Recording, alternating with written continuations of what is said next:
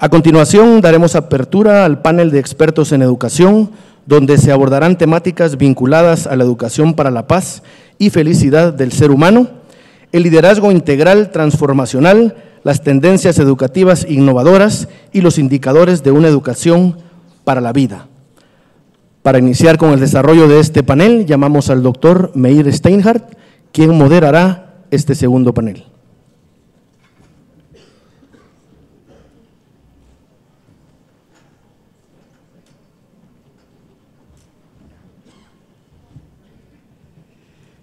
Muchas gracias, buenas tardes.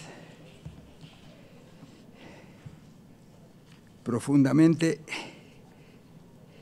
emocionado. Muy especial, muy especial.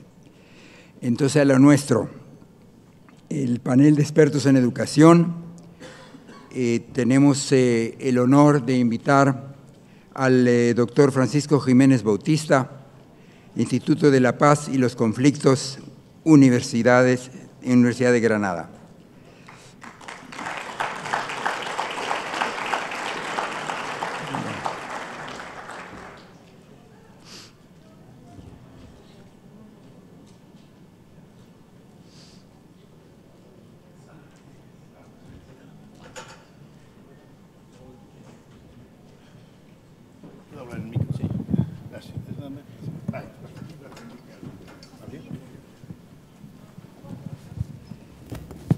Tenemos también al doctor Santiago Castella, profesor de Derecho Internacional y de Relaciones Internacionales de la Universidad Rovira y Virgili, y director del Máster Justicia Penal Internacional de España.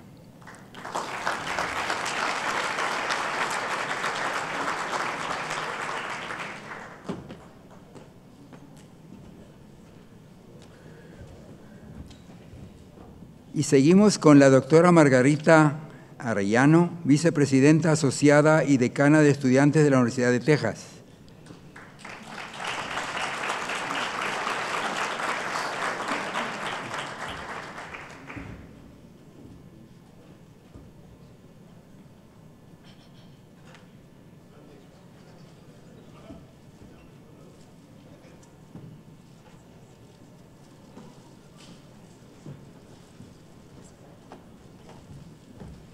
Y por último, el doctor José Inocente Moreno Cámbara, viceministro de Diseño y Verificación de la Calidad Educativa del Ministerio de Educación, Guatemala.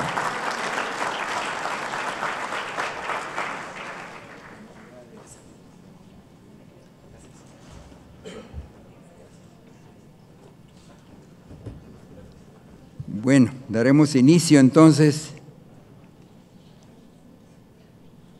con el doctor Francisco Jiménez Bautista, Departamento de Antropología Social, Instituto Universitario de Investigación de la Paz y los Conflictos, Universidad de Granada, España. El currículum vitae de investigación y docencia de Francisco Jiménez Bautista se ha desarrollado en el ámbito interdisciplinar que cubre el área de la educación, la geografía y la antropología, en 3 líneas de investigación: antropología, geografía ecológica y urbana, conflictos culturales, de juventud, de racismo y migraciones, estudios para la paz y los conflictos. Por último, las primeras experiencias en investigación de Jiménez Bautista se llevaron a cabo en el Instituto de la Paz y los Conflictos de la Universidad de Granada, España, siendo miembro fundador del Seminario de Paz y Conflictos desde 1997 y hasta la actualidad. Lo invitamos con mucho gusto.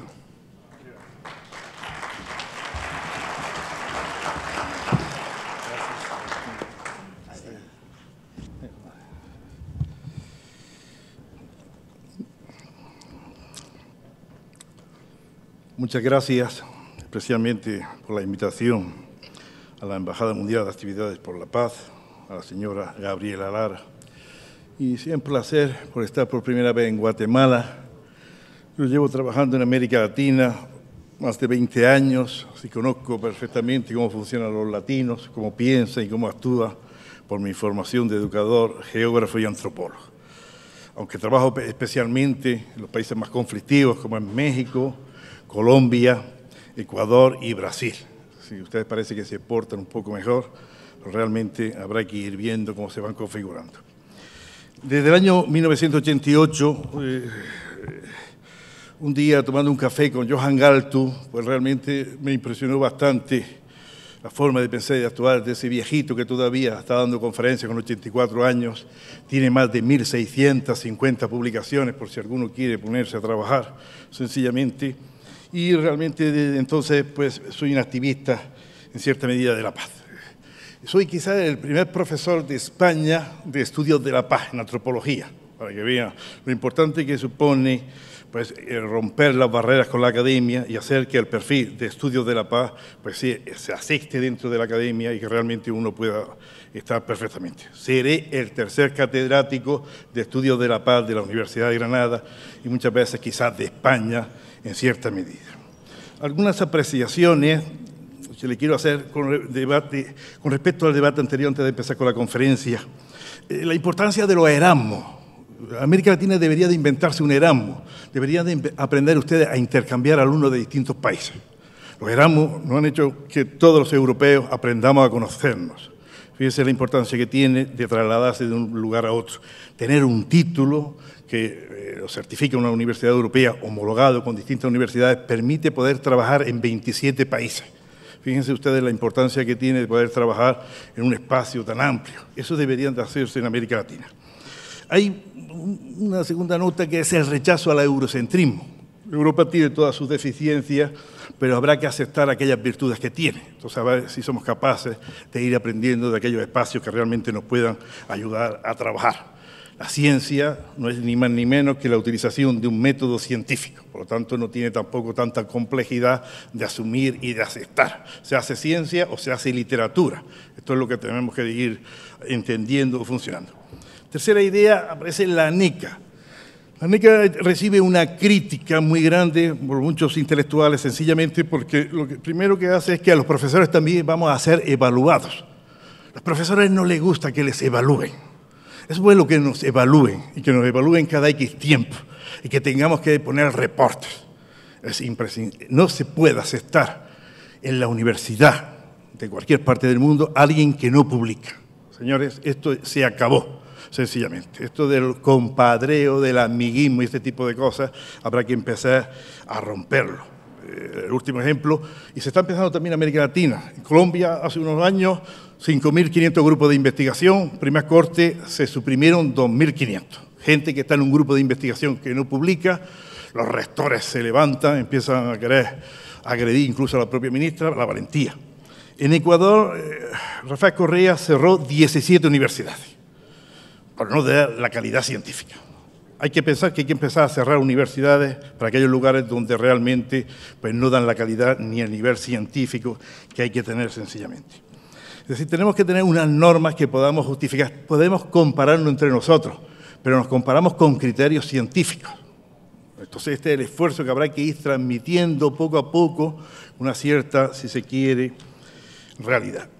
Yo vengo de una universidad que, como anteriormente aparecían universidades muy jóvenes, se creó en 1531, así, tiene 5 siglos. Por lo tanto, tenemos un carácter, una forma distinta de ser. Con 5 siglos ya realmente imprimimos otra forma de entender. Pero actualmente estamos regalando matrícula a los alumnos a 5 euros, 35 quetzales. La matrícula, el curso de doctorado, hacer el doctorado en la Universidad de Granada cuesta 50 quetzales, unos 50 euros, unos 500 quetzales. Es decir, no pagamos los 80, 90 millones de pesos que pagan la Universidad de los Andes en Bogotá. O sea, fíjense en la importancia que tiene de hacer políticas de paz desde la trayectoria de una universidad. Este es el título que me dieron, voy a intentar a ver si somos capaces de dar un poquito de forma. Vamos a ver, yo trabajo con muchas ONG, pero yo soy un hombre de academia, científico social, y por lo tanto me gustaría siempre dejar precisión. Todo el mundo habla de paz, en América Latina todo el mundo está hablando de paz, pero muchas veces yo no creo que sepan lo que es la paz, sencillamente. Vamos a ver qué es la paz, les presento mi cartografía de paces, Les presento mi concepto de paz neutra en el que llevo trabajando los últimos 25 años y vamos a ver si somos capaces de construir un modelo de investigación y de educación para la paz. Primera idea, la paz se ha puesto de moda, todo el mundo habla de la paz y eso entusiasma. Pero la paz implica elementos disciplinares, elementos interdisciplinares, elementos transdisciplinares a la hora de construir ese enfoque científico. Yo defino la paz de forma muy sencilla. La paz es cualquier cosa cuando uno opta por la no violencia. Eso lo definí hace muchos años y la no violencia escrita de esas tres formas. Una no violencia separada, la no violencia con guión y la no violencia junta. Son tres palabras que significan tres cosas distintas en función de las distintas formas de violencia. Violencias directas, violencias estructurales y violencia cultural. Esa forma de entender una filosofía de la paz que es donde tenemos que estar trabajando. Hace unos años he retocado el concepto. Y hoy la paz significa una idea de resiliencia por sostenibilidad, conflicto por vulnerabilidad, dos aspectos positivos, dos aspectos negativos, si quieren, en cierta medida. Que la resiliencia, esa capacidad del ser humano para crecer o para resurgir muchas veces de la ceniza, lo hemos visto anteriormente, esta señora realmente es una persona resiliente. Hay personas que se hunden por cualquier pequeño problema, por cualquier realidad. Hay personas que ante las adversidades se crecen. Y la idea de conflicto y vulnerabilidad es el concepto que actualmente estoy trabajando y que estoy en ese proceso continuo de intentar construir esa realidad. Es todo un proceso que vamos construyendo desde una paz negativa sobre las violencias directas y estructurales, una paz positiva sobre la violencia estructural. Y esa sería esa primera parte, si se quiere, izquierda, es el trabajo que ha hecho Johan Galtung. Yo lo que hago es continuar un poco lo que el maestro ha venido realizando en los últimos años. Desde una violencia cultural y violencia simbólica, violencia cultural Johan Galtung, 1990, violencia simbólica Pierre Bourdieu, 1977. Yo construyo el concepto de paz neutra. La paz neutra es neutralizar formas de violencia y formas de violencia cultural y simbólica, que legitiman la otra forma de violencia, violencia directa, violencia estructural. Utilizamos el verbo neutralizar, los verbos son activos, no el adjetivo, ser neutro. No somos neutros, no somos neutrales, si no, no estaríamos aquí, sencillamente. Ese es el ejercicio que tenemos que hacer. Tenemos que cambiar hacia un nuevo paradigma pacífico para llegar a ese concepto de paz mundo, que es donde realmente deberíamos de trabajar. Eso lo he cartografiado, fíjense, con 12, 13 tipos de paz, en lo que vengo trabajando. Eso que ven ahí es la síntesis de 20 años de trabajo, por si alguien cree que eso se hace en 2 días, realmente. Eso está respaldado por más de 1000 folios. Si alguien tiene para entretenerse, quiere entretenerse, puede estar leyendo los próximos meses sin ningún problema.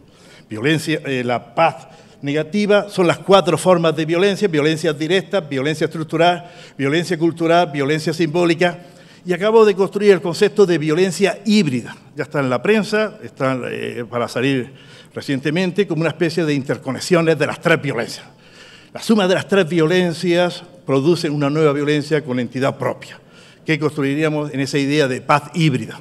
Hablamos de paz negativa, paz positiva, paz neutra, paz social, que es lo que hay en Europa. Yo trabajo un concepto, ustedes hablan de la madre tierra, yo hablo del concepto de paz Gaia, siguiendo las teorías de Jacques Lovelock, sencillamente, la hipótesis Gaia. Y actualmente el concepto de paz ecológica. Meten ustedes en internet, en papá Google, y meten paz ecológica y les sale un artículo con sus páginas para poder entender. La paz interna nos viene de Oriente, hay una paz multicultural, paz intercultural, paz transcultural. En las sociedades donde realmente hay distintas culturas es bueno trabajar esas paces. Y en la 4ª generación de paces utilizo 3 palabras del Objetivo de Desarrollo Sostenible. Yo en la universidad enseño antropología ecológica, es decir, mezclo la ecología con la paz, sencillamente. Lo hace bastante tiempo y entonces realmente utilizo la palabra de esa paz vulnerable. La paz sostenible se trabaja en la Universidad de Nueva York, con gente como Coleman, Free, Massaro, verán que realmente suele utilizar. Y la paz resiliente, que estamos ahora construyéndola realmente. Lo que estamos haciendo es construir una cartografía, un mapa de conceptos que nos ayuden para poder trabajar, sencillamente. Necesitamos conceptos. El movimiento feminista no tendría sentido si no se inventa la palabra género. Fíjense la importancia que tiene. Una palabra construye todo un discurso. Nosotros necesitamos conceptos que nos ayuden a poder implementar las realidades complejas donde vivimos. Ese es el abanico de posibilidades, que nos llevaría a esa idea de cultura de paz, de derecho humano a la paz y de paz mundo. Es decir, la gente tiene derecho a vivir en paz y los políticos están obligados a realizar ese ejercicio. Fíjense solamente dos pinceladas. La paz resiliente, ¿qué es lo que tenemos en la sociedad latinoamericana? Pobreza, desigualdad, marginación, impunidad. ¿Cómo salimos de esos mundos de injusticia, de insolidaridades, de ver cómo realmente se construye? Pues construimos esos conflictos que generan en paz y en violencia. ¿O qué es lo que está sucediendo en América Latina? América Latina, sus prácticas diarias, está cambiando la teoría de la investigación para la paz. Hasta ahora decíamos que el conflicto generaba paz y violencia. Es decir, la paz se aprende, la violencia se aprende. Lo que está demostrando la realidad latinoamericana es que la violencia está naturalizada. Matan a las personas y la gente está bastante tranquila. Los muertos de homicidios en México son más de 40.000, en Colombia son más de 12.000, y muchas veces todo el mundo dice esto. Yo no sé por qué todo el mundo dice que esto es la eterna primavera, que es mentira, que no es la eterna primavera. Esto es el mejor clima del mundo, que yo no sé por qué se han empeñado ustedes, que eso no es verdad. Se lo puedo garantizar yo, que soy geógrafo y que ya me he pateado unos 25 países del mundo. Yo no sé por qué esa manía de pensar que uno tiene la eterna primavera en países con los problemas que realmente uno encuentra. Hay vulnerabilidad y hay poblaciones. Esto está generando lo que actualmente estoy trabajando, la idea de paz híbrida. Supone muchas veces superar los conflictos, eliminando las expresiones que al justificarlos, que es lo que estamos haciendo muchas veces, justificamos determinadas acciones violentas, sencillamente. Y vemos esas formas de cultura, de naturalización de la cultura como algo normal que realmente nos debe de llamar un poco la atención. ¿Por qué una cartografía? Porque son conceptos de paz. Necesitamos un mapa, necesitamos mapear, necesitamos herramientas políticas, epistemológicas, ontológicas, metodológicas, si se quiere en cierta medida, axiológicas de valores y sociopolíticas.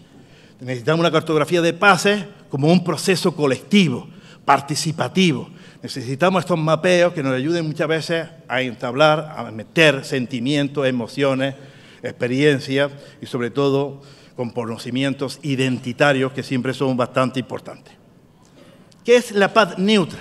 Voy a fijarme nada más que en una para que vean cómo funciona. Eliminación de violencias culturales, violencias simbólicas. Entonces, lo que tenemos que darnos cuenta es de la trascendencia que tiene de cómo legitimamos determinadas situaciones. ¿Y qué es lo que legitimamos? Pues la violencia estructural. ¿Por qué se gastan dinero en determinadas cosas? Y nadie dice nada. ¿Por qué hay una violencia física? Muchas veces, pues de feminicidios, que se suele llamar, pero muchas veces de otras formas de violencia más crueles porque son directas en cierta medida. Hablamos de esta forma de violencia. Y la segunda idea es la transformación creativa de los conflictos, que nos ayuda muchas veces a entender esa realidad. Entendemos una como visión de la paz, vamos a ver las técnicas de la no violencia para poder trabajar en el aula, y vamos a ver una organización del aula y de los centros de cómo nos permite organizar pues, un espacio donde se construya realmente la paz y donde la gente tome conciencia de las problemáticas que tiene. Educar para la paz neutra es un proceso de enseñanza-aprendizaje desde la crítica. Estamos bastante incómodos cuando alguien critica, sencillamente, o cuando no realmente pues, se nos empieza a perseguir. La gente presume muchas veces de que no le han abierto nunca un expediente, o de que nunca lo han echado de un sitio. A mí me suelen echar casi siempre de los sitios y todos los años me abre un expediente. Tengo que ir a hablar con el inspector de servicio de la Universidad de Granada, que es bastante incómodo, sencillamente. ¿Por qué? Porque realmente no solemos callarnos. Somos críticos y denunciamos situaciones de injusticia. Educar para la paz neutra implica esos conceptos de paz neutra, de paz mundo, de perspectiva creativa del conflicto. El conflicto es neutral. Ni es crisis, ni es alternativa. El conflicto está ahí y hay que enfrentarlo, y hay que tener la valentía de resolverlo de forma positiva. Y la idea de los derechos humanos. La idea de cómo se construye es la construcción de paz. El documento se lo he facilitado a a Cumipaz, y entonces lo pueden acceder, pero sobre todo lo pueden encontrar en la internet. Cómo reducir las formas de violencia, cómo la educación, pues aparecemos como una educación neutral, donde la ideología no tenga lugar en las aulas. Nos pagan para enseñar, para educar a la gente, no nos pagan para que realmente tengamos que crear seres con una ideología concreta en función de nuestros intereses. Y especialmente también un lenguaje neutro. Cómo aparece la idea del concepto, para qué se utiliza, cómo se construye, cómo plantearlo, muchas veces eliminar la demagogia, la no violencia y la asertividad, la resolución pacífica del conflicto, los diálogos constructivos. Esto es un cambio que hay que hacer. Muchas veces todo el mundo habla de cultura de paz, habla de diálogo y educación neutral y habla de formalización de derechos humanos. Hay que invertir el orden, hay que trabajar por una garantía de formalización del derecho internacional, del derecho humano a la paz, un diálogo y una educación neutral para construir escenarios donde la cultura de paz pues, se desenvuelva. Esto está sintetizado en dos pequeños libros. Uno está en Ecuador, en Loja, la Universidad Técnica Particular de Loja. El primero, Saber Pacífico, la paz neutra, es de obligada lectura para los estudiantes de Derecho. Un abogado no puede ver un negocio realmente cada vez que entra un cliente por la puerta. Uno no puede ver una persona y ver $500, sencillamente. Uno tiene que tener la capacidad de hacerle reflexionar a esta persona de que tiene que rectificar, tiene que portarse bien, tiene que ir a su casa, porque si no va a tener bastantes problemas. Y el otro, Racionalidad Pacífica, que es la introducción, está en Madrid, en la editorial Dickinson, donde realmente pues, es el primer número de una colección, la colección de Paz y Conflicto de la editorial Dickinson. Ahora mismo hay 8 libros, acaba de salir un libro sobre educación para la paz, con el ejemplo de Barranquilla, para ver cómo realmente se puede trabajar en contextos de violencia. Como vemos, muchas veces los libros de texto o la transmisión al aula no son neutrales. No existe la neutralidad. Por lo tanto, vamos a trabajar por algo que no existe. Hay una sección, una jerarquización de diversos contenidos curriculares que están diseñados para adoctrinar a las personas. Dentro de lo que llamamos educación para la paz hay 5 olas, 4 que han sido definidas por el ilustre pedagogo español Jesús Rodríguez Ares, fallecido hace unos cuantos años. Yo trabajo en la última fase, que sería educación para la paz neutra. Vamos a ver si somos capaces de empezar a introducir elementos distintos dentro de la educación. ¿Qué es lo que tenemos que hacer? Meter las agendas, y especialmente las agendas de la UNESCO, las agendas de las Naciones Unidas en nuestro debate. ¿Por qué la gente en la escuela no resuelve problemas de su contexto? ¿Por qué se escriben tantas tonterías? Yo suelo poner ahora el ejemplo de varios alumnos que quieren hacer una tesis doctoral sobre Mafalda. Mafalda es importante, pero no para entregar la vida de un ser humano, sencillamente. Los antropólogos ahora mismo están estudiando mucho el silencio. ¿Se imaginan 350 páginas sobre el tema del silencio? Es decir, la gente se ha vuelto ociosa en escribir cosas que no tienen ninguna utilidad en cierta medida. El esquema de la paz neutra realmente pues, se puede ver ahí visualizado. La paz es una utopía, la neutralidad es una utopía. La paz neutra trabaja con 3 elementos: diálogo, educación, investigación. Quien no investigue no debe de estar en la universidad. Esto de que me preparo las clases muy bien, está muy bien para su casa, pero realmente hay que tener la habilidad de hacer determinadas cosas. Cómo neutralizar y construir elementos de cultura de paz sería el esfuerzo que deberíamos de hacer. Muchas gracias por su atención y estamos abiertos a cualquier pregunta.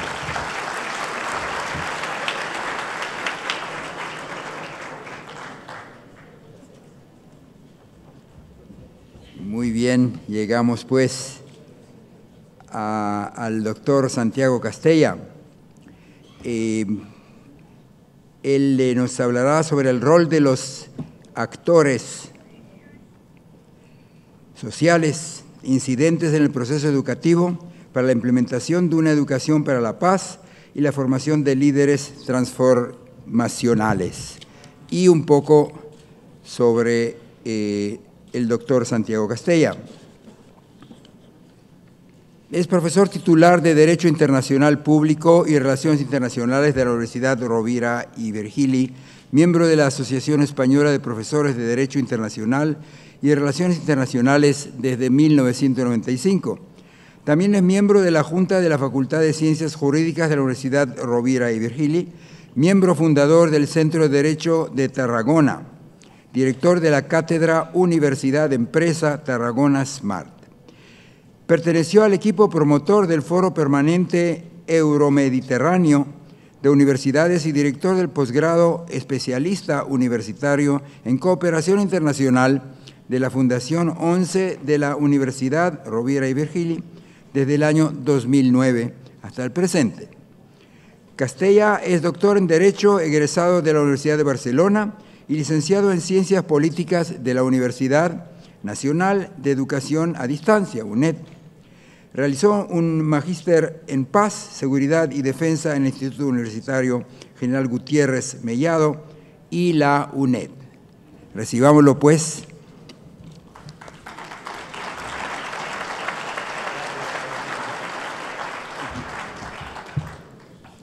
Buenas tardes. Gracias a Cumipaz por invitarme de nuevo a esta edición, donde voy a intentar hacer algunas aportaciones. Han visto ustedes que el título era tan largo que casi era ininteligible. Si tuviéramos que resumirlo, sería educar en la era del posthumanismo. Y voy a intentar hacer unas reflexiones sobre los radicales cambios que está viviendo el mundo y la necesidad de recuperar una educación integral en valores que dé respuesta a las necesidades de construcción del ser humano.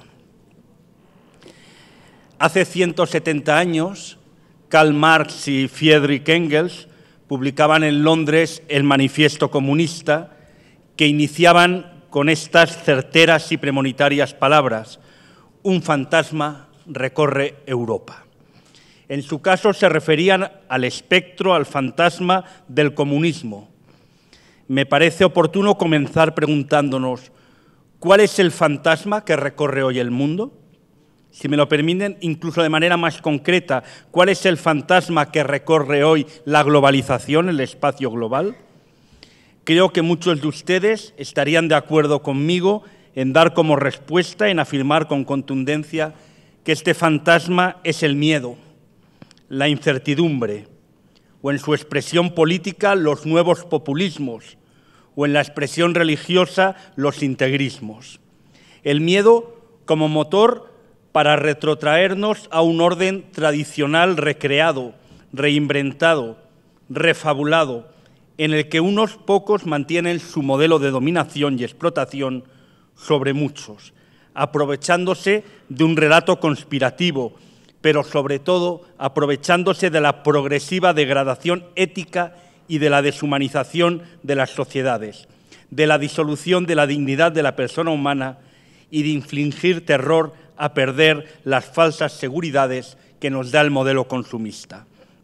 Como intentaré explicar la realidad de un mundo global donde los cambios se aceleran vertiginosamente, nos crea la ilusión de estar ante un abismo y nos llama a agarrarnos con fuerza a las falsas certidumbres de nuestra realidad.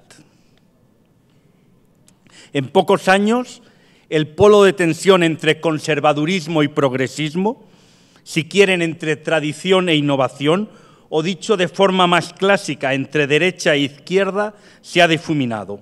Ha perdido su capacidad para explicarnos la realidad política del mundo. Ya lo vaticinaron los teóricos anglosajones de la tercera vida, teorizando la aparición de lo que denominaban un nuevo radicalismo, principalmente en la obra titulada Más allá de la izquierda y la derecha, el futuro de las políticas radicales, de Anthony Giddens, en la que avanzaba la adopción del radicalismo por el conservadurismo, al tiempo que la socialdemocracia se recluía en trincheras precarias para defender unos mínimos de estado de bienestar logrado hasta finales de los años 80. Anticipada Giddens algunos cambios profundos y numerosos síntomas de esta realidad. Creo en concreto que acertaba en especial cuando ponía el acento en la idea del conocimiento, del saber, del aprendizaje y los cambios que se avecinaban. No hay, creo, ninguna relación más estrecha, más imbrincada, tan coherente con la idea de ilustración como la que presenta el progreso emancipatorio de la humanidad y la idea de la conquista del saber, del conocimiento. Pues bien, afirmaba Giddens que la Ilustración nos dejó como legado el convencimiento de que a más conocimiento, más dominio del mundo. En cierta manera, nos presentaba la historia como un avance del dominio del hombre sobre la naturaleza por medio del conocimiento racional y científico, donde el conocimiento nos aportaba emancipación, libertad, oportunidades y, sobre todo, certidumbres. La liquidez, la sociedad líquida descrita por Bauman de la era moderna, rompe en cierta manera con esta idea. Hoy, conocimiento no es necesariamente certidumbre y, por lo tanto, no es necesariamente libertad y progreso de la humanidad. Los acelerados avances tecnológicos transforman hoy en día la realidad, creando incertidumbres éticas, políticas y conceptuales que tenemos que abordar con urgencia. Hay autores que hablan ya del post o del transhumanismo, de la capacidad de prolongar la vida, e incluso hay quien se atreve a decir hasta el infinito de nuestra vida, la capacidad para vencer la enfermedad, convirtiendo el envejecimiento no en un proceso natural, sino en una patología derrotable. La posibilidad de liberarnos del trabajo, como hoy lo conocemos, por medio de la robótica. La combinación de nuestra inteligencia con inteligencias artificiales que amplíen nuestra memoria. La conexión permanente entre objetos por medio del Internet of Things. La acumulación masiva de datos, conocida como Big Data, que permite encontrar soluciones hasta hoy inimaginables. Como director de la cátedra sobre Smart City de mi universidad, he tenido la oportunidad de reflexionar con múltiples expertos sobre la radicalidad de los cambios que se avecinan. En cierta manera, el Big Data cambiará totalmente nuestro paradigma del conocimiento, pues hasta ahora podíamos preguntar a los pocos datos que teníamos y que habíamos obtenido de manera compleja y esforzada algunas pocas cosas. En cambio, ahora, en la era de la información en línea, podemos acceder instantáneamente, en pocas milésimas de segundo, a un caudal inmenso de informaciones reales que nos permiten pensar que cualquier pregunta puede tener respuesta. Por primera vez en la historia podemos obtener respuestas acertadas, racionales y satisfactorias a cualquier pregunta y, por lo tanto, podemos ponernos a imaginar preguntas nuevas, hasta ahora impensables. Por ponerles un ejemplo, cuando se celebra una actividad multitudinaria, por ejemplo, un concierto, un festival de música o estas conferencias, podemos preguntarnos cosas como ¿de dónde provenía el público? Porque sabemos dónde duermen habitualmente sus móviles, los smartphones de los asistentes. Podemos preguntarnos cómo han llegado hasta este lugar, si en transporte público o privado, en avión, en tren o en coche, porque sabemos el recorrido que ha hecho un smartphone conectándose a diferentes antenas hasta llegar al lugar concreto. Podemos preguntarnos dónde han cenado, en qué zonas de la ciudad han ido a cenar, porque sabemos dónde su móvil ha estado parado más de 3/4 de hora en una determinada franja horaria. Pero podemos preguntar muchos más, cosas como si los asistentes a un concierto han acudido en los últimos años a otras actividades culturales y a cuáles, o si compran en mercado o en supermercado, o en qué proporción, y si sus amigos, o sea, los móviles de los que reciben más llamadas, han ido a actividades culturales, han participado en manifestaciones políticas, o cuáles son sus zonas de ocio los días festivos.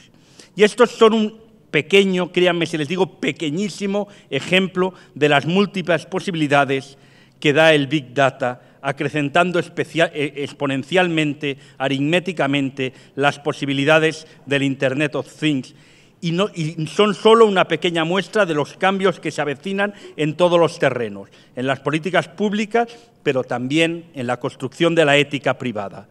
Los avances en nanotecnología, la biotecnología, la robótica, la transición digital de todo nuestro espacio vital comportan cambios radicales en la condición humana. Fernando Savater, uno de los grandes filósofos españoles, a menudo polémico por sus posiciones políticas, tiene un excelente libro divulgativo, Las preguntas de la vida, cuyo primer capítulo se titula La muerte para empezar.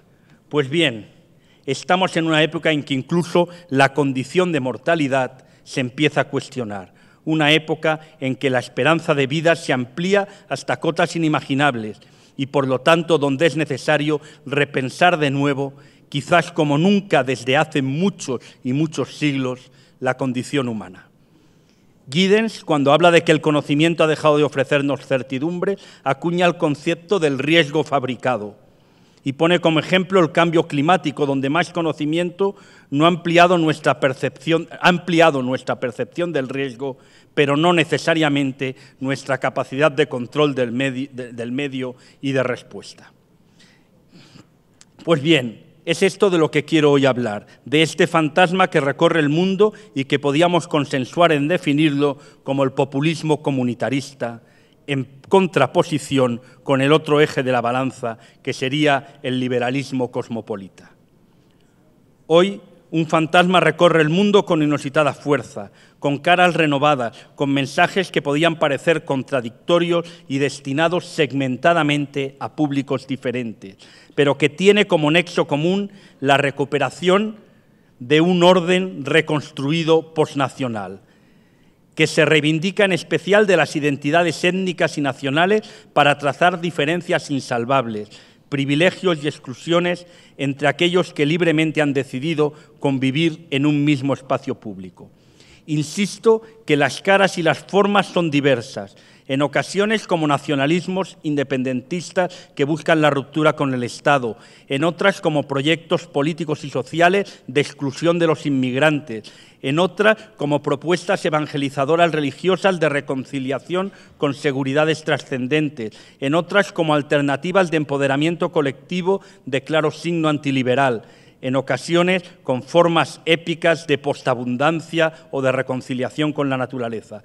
Pero en todas ellas se puede identificar un elemento común, un claro antiindividualismo. Para ellos, la modernidad es mercado, consumismo, alienación, perversión, cuando no satadismo, judeomasonismo o cualquier otra perversión intelectual. Se basan en una idea muy extendida, el convencimiento de que las identidades es algo natural. Nada más falso.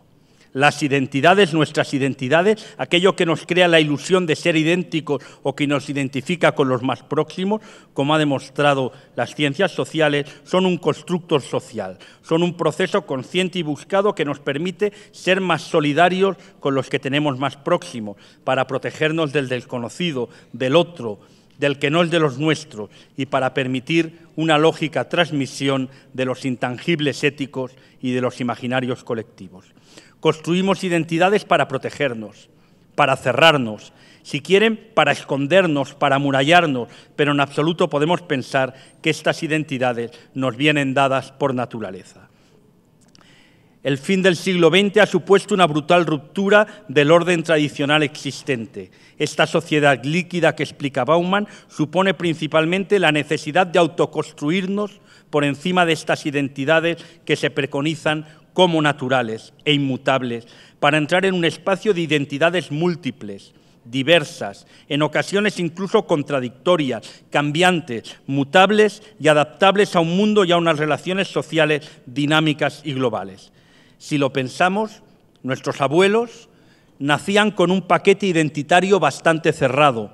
Tenían la religión del Estado donde habían nacido, protestantes en Finlandia, católicos en España o en Italia, ortodoxos en Grecia o en Rusia, islámicos en Marruecos o en Arabia y quizás laicos y librepensadores en Francia o en Bélgica.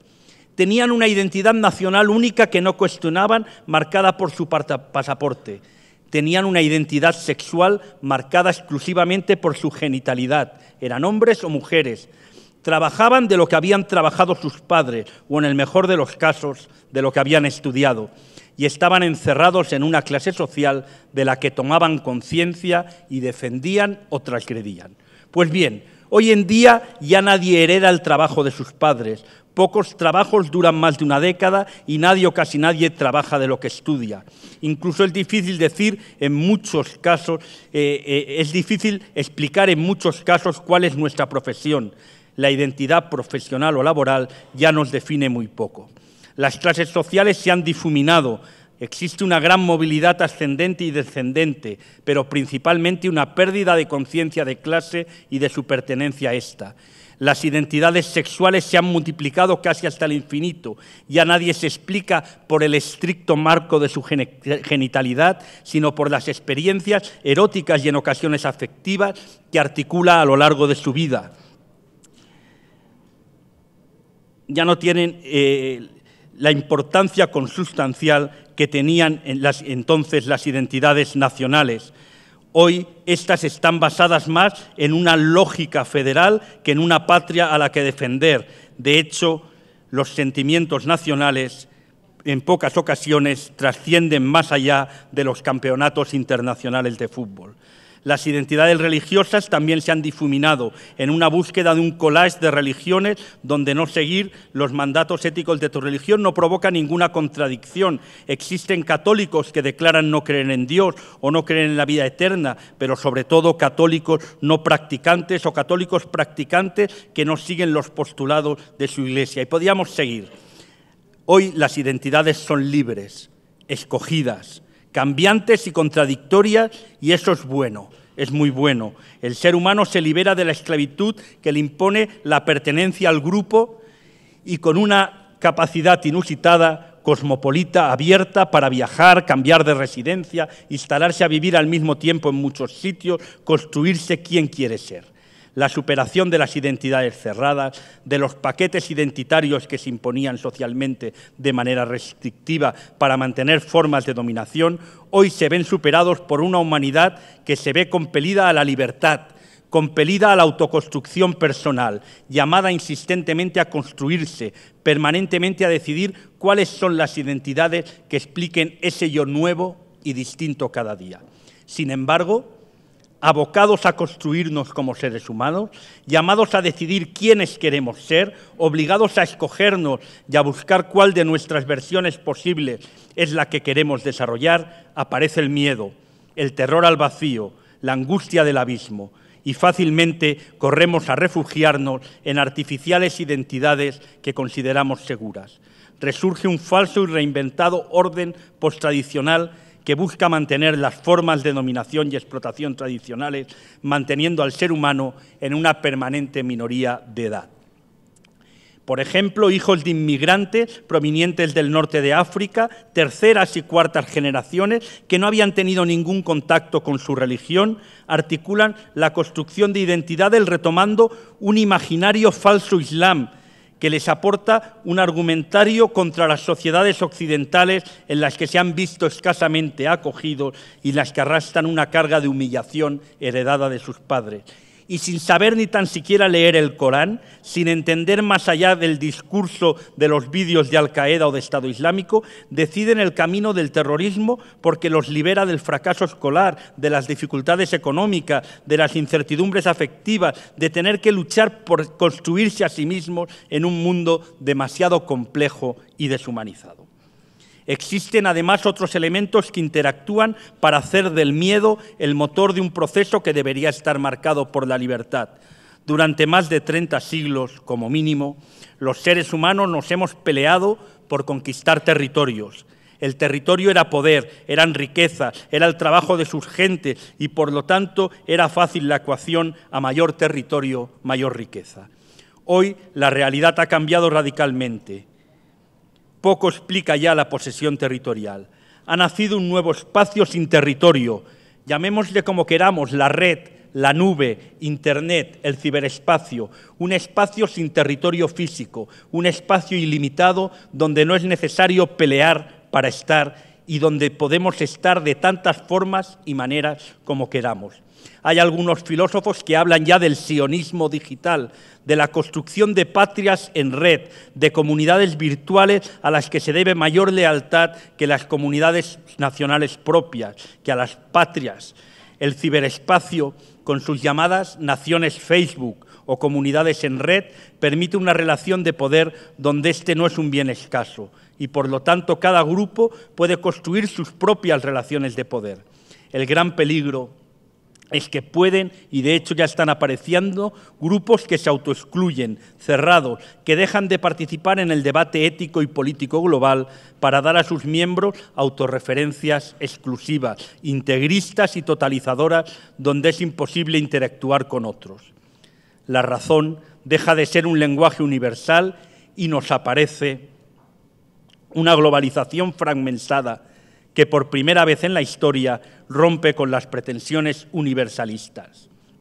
Si ya Europa, con la construcción del Imperio Romano Germánico, vio cómo la Casa de Austria tenía en plena Baja Edad Media, hace siglos, como símbolo A, E, I, O, U, Austria es imperium orbe et universum, Austria es el imperio del mundo y del universo, hoy por primera vez el universalismo se puede ver fracturado por autocomplacientes discursos cerrados que transmitan en su interior consignas dogmáticas que lleven el germen del odio, de la exclusión, al tiempo que impidan el libre desarrollo de la personalidad del ser humano. Como era de esperar, la libertad nos ha llevado al miedo. Hay un proverbio que dice acertadamente: cuidado con los miedos que vienen de noche y te roban los sueños. Acabo ya. Como ya entendió la Escuela de Salamanca de los teólogos juristas hace más de 5 siglos, el mundo es un sueño de fraternidad sobre la base de la sociabilidad natural del ser humano.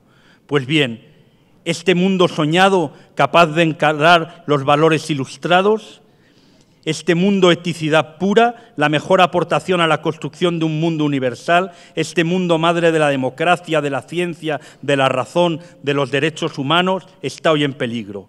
El avance, con caras atractivas, renovadas y sugerentes del viejo orden tradicional que se resiste a ser derrocado, con formas nuevas, pero siempre vinculadas a lo identitario, con caras de nacionalismos atractivos, con reivindicaciones de la soberanía del pueblo frente a la ley, con llamamientos a que las urnas plebiscitarias están por encima del derecho, con modelos refrendatarios, con la ocupación abusiva del espacio público, con la utilización perversa de los medios de comunicación, con la posverdad y las verdades solo para nosotros y las falsas para el resto. Llámese Donald Trump, Marine Le Pen, Putin o Maduro, ponen en peligro la construcción de un mundo fraternal.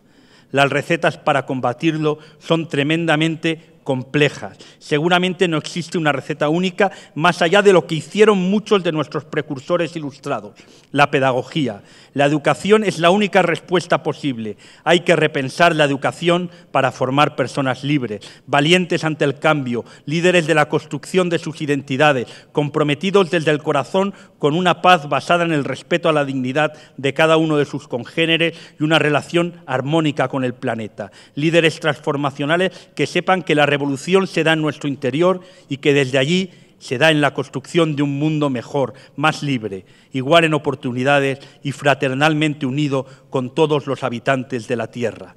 En 1992, Bill Clinton derrotó a George Bush padre con una frase mítica. Le dijo en un debate: es la economía, estúpido. Pues bien, hoy decimos, no es la economía, ni el comercio, ni la seguridad, ni la demografía, ni la tecnociencia. Es la educación, estúpidos. Gracias.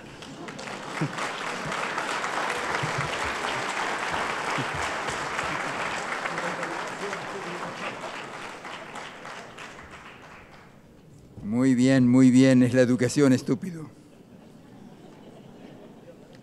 Bueno, doctor Santiago Castellá, ¿qué dirán mañana en la sesión política de lo que él dijo?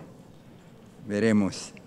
Entonces, estamos ya con la doctora Margarita Arellano, vicepresidenta asociada y decana de estudiantes de la Universidad de Texas, Estados Unidos. Ella nos dará la ponencia sobre tendencias educativas innovadoras, paradigmas de una educación para la vida.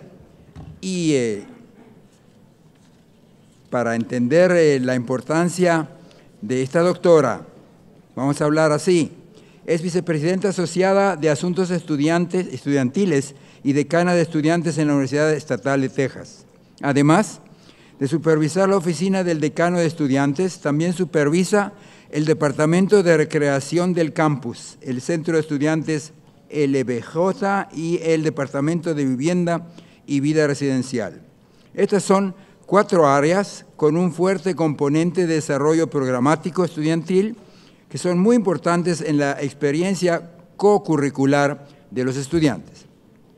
A través de su carrera profesional, Margarita Arellano se ha ganado el respeto de los estudiantes, profesores y personal debido a su liderazgo ético, espíritu de colaboración, su compromiso con la excelencia, su cuidado y dedicación a los estudiantes y a la misión educativa de las instituciones de educación superior. Y escuchen de dónde llega todo eso, ella les va a explicar mejor que yo.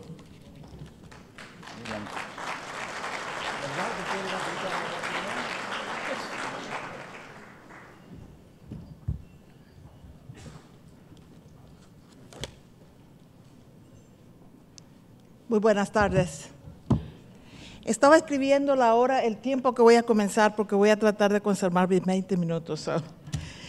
Quiero comenzar para decirles, quisiera agradecer a la Embajada Mundial de Activistas por la Paz la invitación que me dieron a exponer a Cumipaz, al doctor William Soto, y espero que se mejore pronto, y a la licenciada Gabriela Lara. Gracias por la invitación. También al señor Enrique García, porque fue la persona que me llamó y me mantuvo informada, y al gran equipo que tiene esta organización, que estoy muy impresionada. La cantidad de voluntarios, la cantidad de gente que conocí, inclusive antes de venir aquí, en realidad dice mucho de la organización. Gracias. También quisiera darle la bienvenida a todos los invitados de este evento. Y gracias por darme 20 minutos de su tiempo. Lo agradezco muchísimo y nunca lo tomo que la gente va a querer venirme a ver. Siempre les doy la gracia. También quiero pedirles un perdón. Y es que yo soy de Nicaragua y tengo de vivir en los Estados Unidos 40 años. Y por supuesto he estado hablando inglés 40 años y generalmente hablo 90% en el día inglés y 10% en la noche con mi familia. Así que cuando estaba haciendo esta presentación, estaba debatiendo, ¿la hago en inglés, la hago en español? Porque cuando yo me fui, el idioma evoluciona y no nos damos cuenta de eso hasta que estoy aquí. Iba a preparar esta presentación y entonces estaba pensando, wow, todas las palabras que existen que yo no sabía. Y les voy a dar un tour del pasado por 30 segundos. ¿Cuántos de ustedes se acuerdan lo que era un mimeógrafo? Levanten la mano. Ajá. ¿Se acuerdan? ¿Cuántos de ustedes se acuerdan lo que eran stencils? Ajá. Bueno, muy bien. Esas eran las palabras que yo conocía. Printer, yo no supe que era printer hasta hace como 2 años. Impresora. El idioma evoluciona. Así que les pido perdón, si en algún momento se me escapa una palabra, porque decidí hacerla en español. Y decidí hacerla en español tomando riesgo, porque creo que voy a tener la audiencia más conmigo. Y así empiezo. El tema que estoy desarrollando es tendencias innovadoras en la educación, paradigmas de una educación para toda la vida. Y les quiero decir otra cosa. Estoy muy acostumbrada y parte de mi educación es hacer mis decisiones y tomar riesgos. Y el otro riesgo que tomé es que esta presentación va a tener un punto de naturaleza más privada. Voy a mezclar mi propia narrativa de mi vida con la profesional y con lo que yo creo que son los nuevos paradigmas de la educación. Creo que vamos a aprender más si sabemos de dónde vengo yo. Mi historia, ya lo dije antes, originalmente soy de Nicaragua y soy muy orgullosa de ser hermana centroamericana y ser hermana latinoamericana y estar aquí con todos ustedes. Nací de una pareja que era muy pobre. Gracias.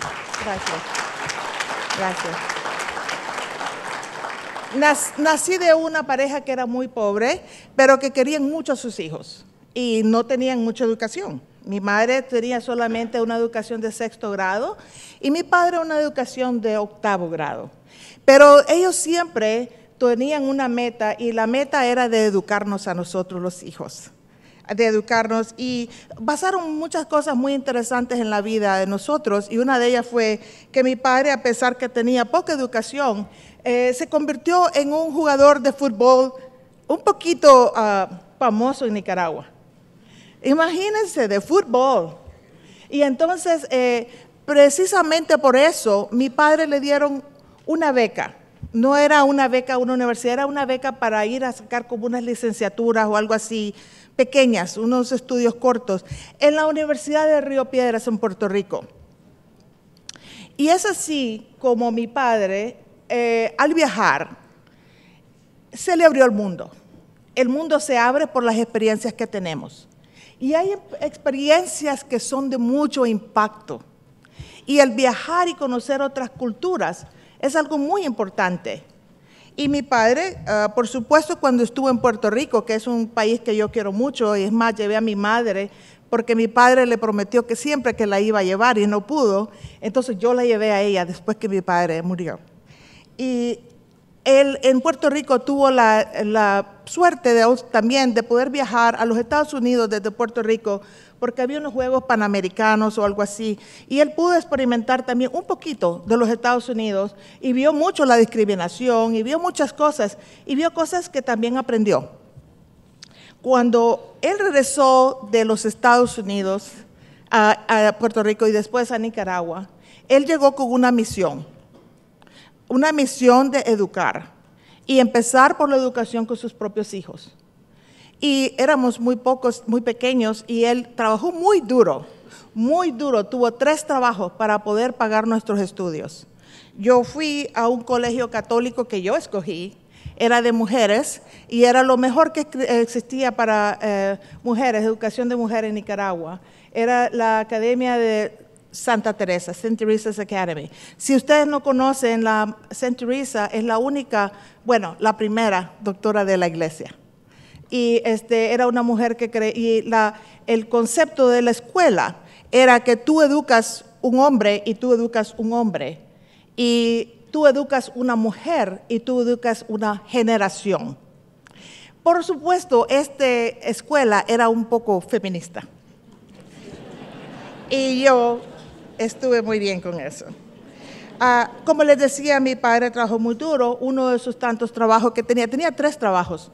Y uno de ellos era, yo no entendía, en las noches, él se quedaba bien noche con unos negativos, y él hacía lo que hoy hace Photoshop. ¿Se acuerdan Photoshop? Que le abren un ojo, nos hace ver más bonito, el pelo nos hace más lindo. En esa época era con negativos, y él lo hacía en la noche. Y en el día tenía otros trabajos de fotógrafo, y hacía lo que él podía, mi pobre padre. Pero así, como les dije a ustedes, ¿verdad? Él no se educó. También trabajaba de entrenador para la Selección Nacional de Fútbol. Y él siempre nos dijo a nosotros: voy a romper el ciclo de la pobreza. El ciclo de la pobreza. Y es muy importante que entendamos que en la nueva historia de la humanidad, la educación es una de las cosas que existe para subir socialmente el día de hoy. Porque la educación nos da poder. Y él, gracias a Dios, y sí, muy ciertamente, rompió el ciclo de la pobreza. Y sus 3 hijos son altamente educados. Como les decía yo, mis 2 hermanos fueron a la escuela americana nicaragüense. Todas las 3 escuelas que fuimos eran bilingües. Por lo tanto, yo hablo inglés desde la edad de 11 años. Y este es un mensaje muy importante que aún los Estados Unidos no comprende. Que el bilingüismo, el multilingüismo es importante y es positivo y se debe de recibir con mucho aprecio. Nosotros entendemos eso un poco más porque, por ejemplo, Guatemala con 27 diferentes lenguajes es muy importante. Nicaragua tiene 7, pero es muy importante que abramos nuestras mentes para eso. Les quiero decir, ya voy a venirme a la parte profesional, pero quiero empezar a decirle, cuando yo era pequeña, yo miraba que mi padre todos los días se vestía de camisa blanca y pantalones negros. Y yo un día le pregunté a mi mamá, mamá, ¿por qué mi papá se viste solo de blanco y negro? Y ella me dijo, para que nadie sepa que tiene 2 pantalones y 2 camisas. No, y era la verdad. Entonces imagínense cómo se siente un niño de 8 o 9 años que le dicen eso. Y está en una educación increíble. Yo tuve una educación increíble, de primera clase. Y entonces yo dije, wow, si mis padres se sacrifican tanto, entonces yo me voy a estudiar. Y lo hice. Y entonces me volví, como dicen en los Estados Unidos, un nerd. Quiere decir una persona muy estudiosa, y yo soy muy orgullosa de eso, de haber estudiado y de haber salido adelante. Y me sirvió muchísimo.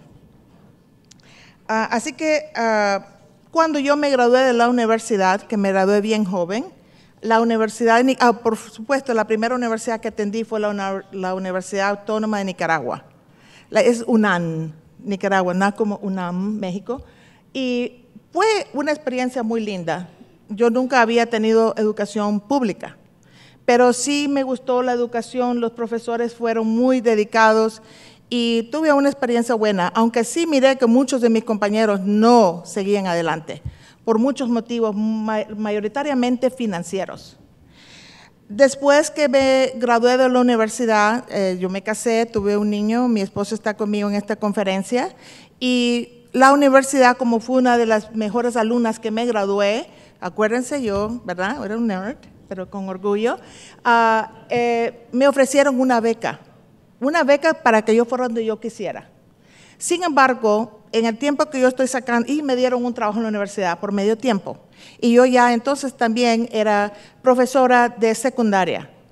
Yo les quiero decir que cuando yo iba a decidir qué iba a estudiar, me acuerdo que mi padre me dijo, yo le dije a él, ¿qué vas a estudiar? Me preguntó, yo le dije, voy a ser maestra.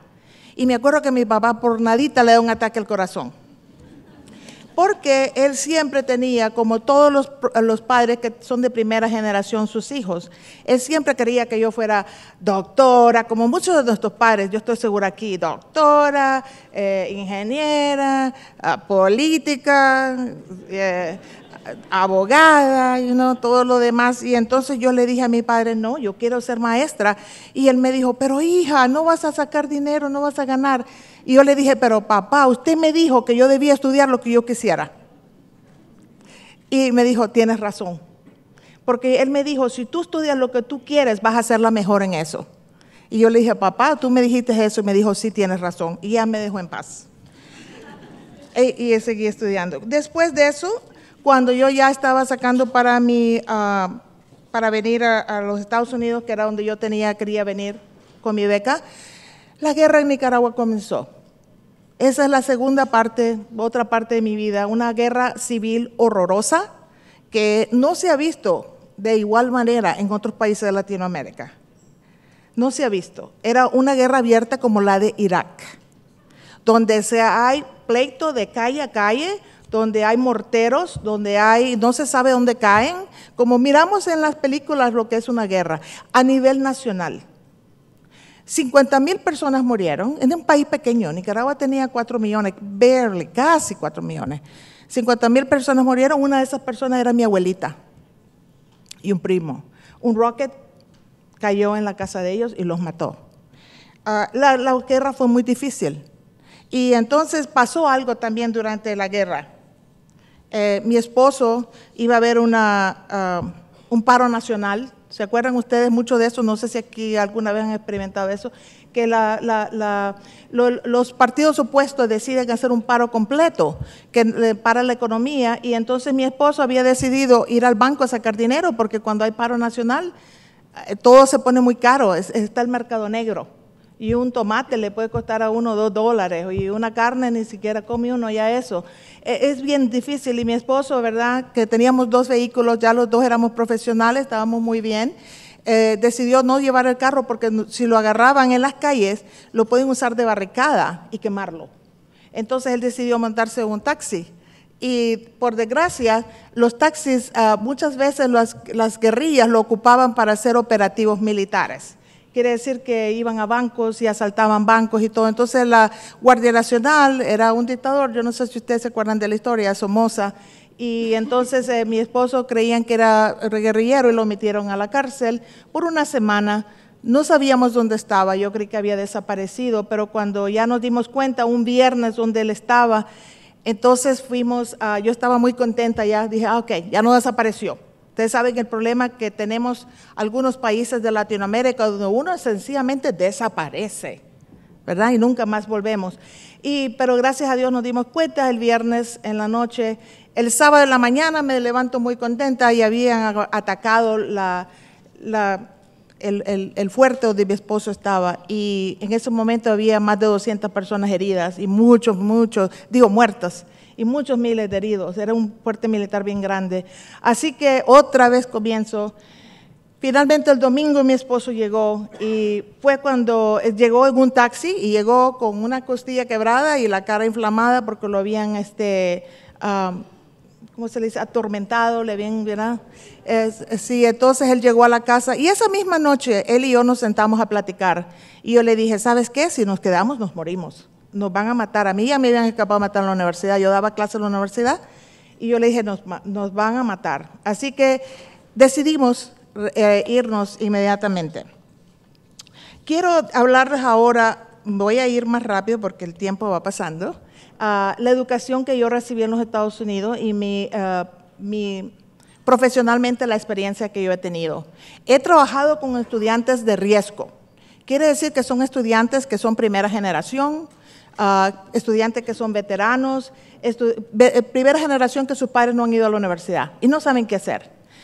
Estudiantes extranjeros, inmigrantes, y he aprendido muchísimas cosas en el proceso que yo he tenido como profesional. Y les voy a decir algunas cosas que yo he aprendido. Tenía unas slides de las Naciones Unidas y de otros organismos que querían, no los voy a presentar, que quería que ustedes vieran cómo todos los gobiernos del mundo están invirtiendo en la educación. Y es muy importante que esa educación que estamos invirtiendo sea bien hecha, porque los recursos que estamos poniendo son muy grandes para fallar, son demasiado grandes, sobre todo para los países que estamos en desarrollo. Déjeme explicarle lo que yo he aprendido como paradigmas. He aprendido que tenemos que incluir a los estudiantes en el proceso educativo, y muchas veces tratamos a los estudiantes como una vasija vacía para meterle el conocimiento, y no es así. He también aprendido que no incluimos a los padres de familia. Y me van a perdonar, pero cualquier cosa que ustedes hagan sin incluir a los padres de familia va a fallar.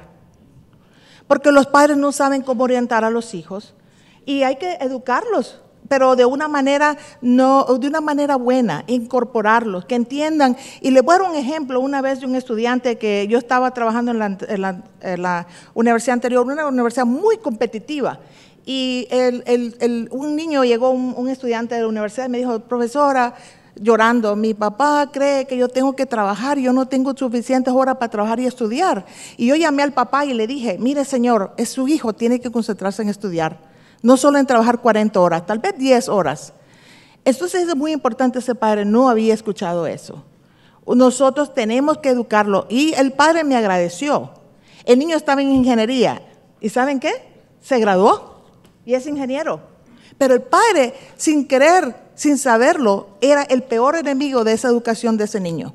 Porque él quería que fuera fuerte, quería que fuera como un primo que había ido a un community college, que no es lo mismo, y que trabajara y estudiara, pero no que trabajara y estudiara poquito, sino que trabajara full time y que fuera full time student. O sea, las dos cosas completas.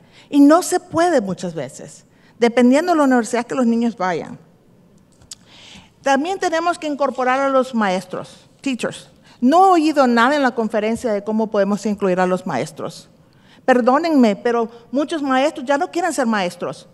Y en los Estados Unidos, en la universidad que yo estoy, hay ahorita 30% menos de estudiantes que quieren estudiar educación. ¿Por qué? Muchos son maltratados, quieren que los gobiernos quieren que esto. Y no les pagan. Y después ellos mismos que educan a los futuros maestros, a los futuros doctores, ingenieros, y ellos a veces no pueden pagar para que sus propios hijos puedan ir a las universidades. Los maestros tienen que ser incorporados en ese proceso. Y tienen que ser mejor remunerados si es que vamos a salir adelante. Los padres, los maestros, y otra cosa que he oído, pero muy poco, incorporar a los negocios, incorporar a las compañías como la Nestlé ayer y todo eso. En los Estados Unidos yo tengo programas que no tengo dinero, pero que son subsidiados 100% por compañías de negocios. Yo hago una conferencia que me cuesta $45,000 por día y medio y a mí me ayudan negocios. ¿Cómo? Tenemos que venderles las ideas y ellos tienen que ser socios en el progreso de nuestro país. Y si entienden el valor que la educación va a traer al país, ellos van a venir. Así que empiecen a menear a los negocios. Ellos tienen que ser parte de la solución. Y lo último que les quiero decir es incorporación en la tecnología. Definitivamente no podemos construir suficientes escuelas, no podemos construir suficientes más edificios y más. Tenemos que usar la tecnología para que nos ayude, pero tenemos que tener cuidado cómo. Y una cosa más que les quiero decir también es que los sistemas de instrucción que tenemos ahorita, y yo soy graduada en curriculum, lo que hacen los programas educativos e instrucción, sí tenemos métodos de instrucción arcaicos y tienen que ser más dinámicos y experienciales. Los estudiantes ya no nos van a aguantar estar sentados por 2 horas, 3 horas, 5 horas, sentados sin hacer mucho y oírnos a nosotros que muchas veces hablamos mucho. ¿Verdad? Yo me meto ahí. Yo todavía doy clase en la universidad. Así que, ¿cómo hacemos cosas experienciales para que ellos de verdad puedan practicar? Y la educación tiene que ser relevante. Así que es muy importante que sepamos eso. También tiene que ser, y voy a terminar, John Dewey, había alguien que habló aquí antes de él. John Dewey es una persona, es un científico de la educación que fue muy famoso y él siempre dijo que si nos descuidamos, la educación es un órgano de reproducción del status quo. Y nosotros no podemos vivir reproduciendo el status quo. ¿Saben por qué? Porque las cosas cambian mucho. Y tenemos que tener una educación que sea dinámica, relevante y que podamos seguir adelante. Y que recordemos que igual que como el idioma, todo cambia. Y los estudiantes que estamos teniendo también están cambiando. No importemos modelos de educación. Creemos los propios modelos de educación. Es importante, sí, poder tal vez mirar qué hay alrededor y tomar ideas. Es muy diferente que replicarlos. Nosotros somos únicos, cada una de nuestras comunidades. Les quiero agradecer mucho por dejarme darles más una historia y dejarle más un poquito de mi experiencia. Y quisiera haber tenido más tiempo. En 20 minutos no podemos hacer mucho, pero si algún día alguno de ustedes me quiere contactar o algo, con gusto yo les respondo las preguntas que tengan. Muchas gracias y de vuelta muchas gracias a Kumi Paz, al doctor Soto y a todos los envueltos y a los miles de voluntarios y a ustedes por darme 20 minutos de su tiempo. Gracias.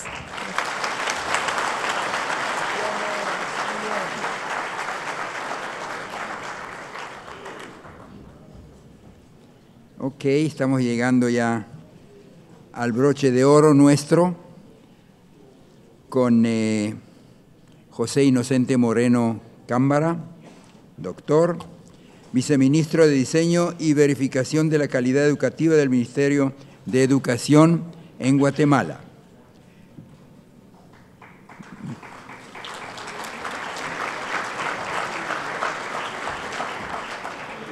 Moreno Cámbara trabajó como maestro de educación primaria y como catedrático en las áreas de matemática, física, estadística, computación, electrónica digital y sociología. Ha sido docente de matemática, estadística, bioestadística y física en diversas universidades del país. Fue presidente y representante de diferentes organizaciones educativas.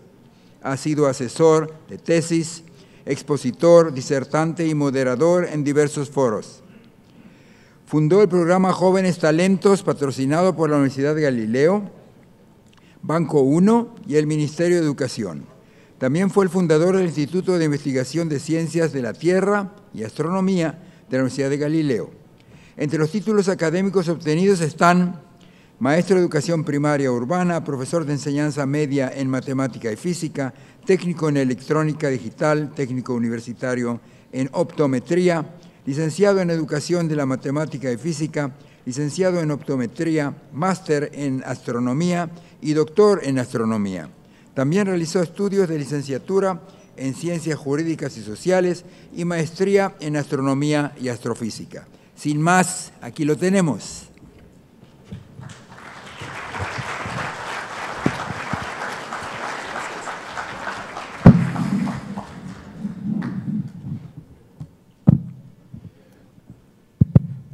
Muy buenas tardes a todos, muchísimas gracias por prestarnos atención hasta estas horas de la tarde.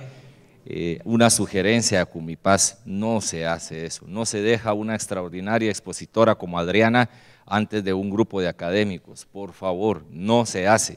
Una felicitación, ya no está Adriana, quería felicitarla, pero realmente una extraordinaria lección de vida.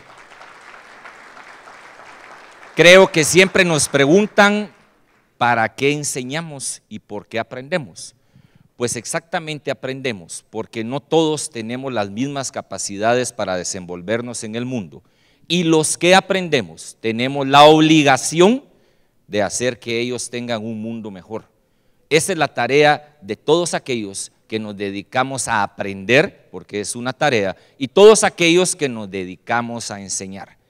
Una bienvenida en nombre del pueblo de Guatemala a todos los que nos visitan, del presidente, del vicepresidente, del señor ministro de Educación, de los señores viceministros y del pueblo en general por estar en estos 108.889 kilómetros cuadrados escondidos casi en el centro del globo terráqueo, con una población tan cálida que tenemos la capacidad de que aun cuando haya frío podemos templar el clima. Y de allí el nombre de la eterna primavera. Esa es la razón por la que nos denominan así. Claro, tenemos muchos problemas, pero es por la razón climática. Me dieron un tema complicado y quiero abordarlo desde el punto de vista docente. Los docentes estamos encasillados y preocupados. Nos han acorralado a tal grado que lo que hagamos parece ser una intromisión en el ámbito personal del alumno. Que el nivel de exigencia parece ser un pecado porque el niño puede traumarse, y que parece que corrompemos su esfera de felicidad porque lo estamos educando. ¡Ay, idea más loca! No puede haber más equivocación en un argumento que en este. Los que nos dedicamos a educar, educamos para hacer felices a nuestros educandos, no para alejarlos de la felicidad. Y para plantear ese tema, vamos a tratar de hablar un poco acerca de esos dos conceptos tan importantes.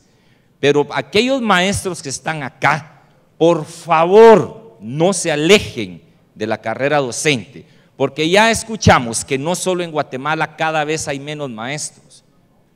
Está sucediendo en todos los países del mundo. Y nos necesitan, porque no solo somos maestros, somos maestros, y los únicos que tenemos la capacidad de entrar al lugar donde está el chip de la voluntad de cada persona y provocar el cambio de comportamiento que tanto necesita el mundo. Vamos entonces a conceptualizar algunas cosas, por favor. Vamos a conceptualizar algunas cosas, voy a apoyarme en algunas definiciones para que no… ¿Es que se fue de la pantalla? Sí, ahí está, gracias. Vamos a conceptualizar qué es la felicidad. Primero definamos qué es la felicidad, porque tal vez tenemos una noción errada de la misma y por eso estamos equivocados en el tema. La felicidad es un estado de grata satisfacción espiritual y física que nos permite, como personas, disfrutar plenamente de todo lo que deseamos, o bien disfrutar de algún momento particular. Si eso lo vamos a ir alineando después con los conceptos de educación, veremos que hay una alta correlación para este tema. El problema es si la felicidad es un concepto altamente arraigado dentro de ciencias como la filosofía y como la psicología.